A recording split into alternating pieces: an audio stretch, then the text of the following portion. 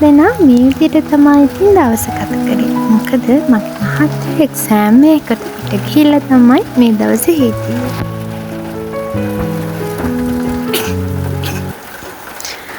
මගේ මගහැරුණු වැඩ අතර රාජකාරී ලිපියක් ලියන්න ගොඩ දවසක ඉඳන් මට ඕන වෙලා තිබුණා.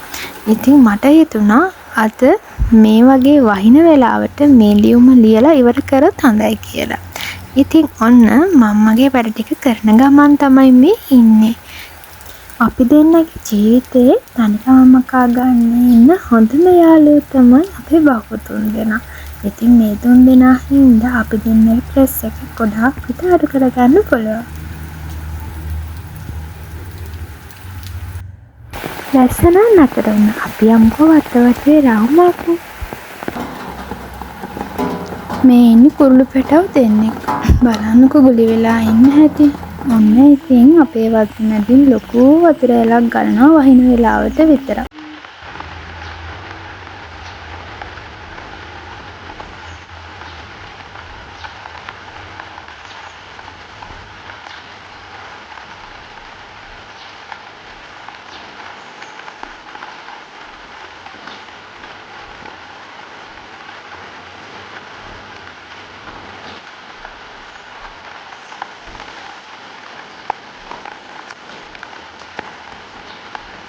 ඉතින් ඔන්න සවස් යාම තමයි උදා වෙලා තියෙන්නේ. ඉතින් ඔන්න මම යනවා මල් කඩන්න.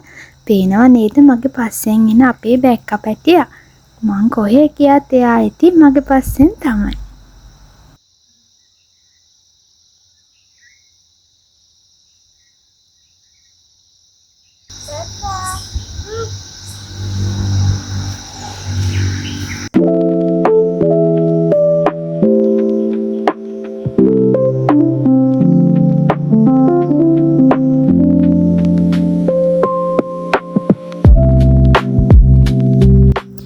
ඉතින් ඔන්න බුදුන් වැඳලා මම ඉතින් හවස් යාමේ වැඩට යන පිටත වෙන තමයි හදන්නේ. පුළුවන් නම් ඔයාලා ගෙස් කරන්න බලන්න මොකද්ද මගේ ජොබ් එක කියලා.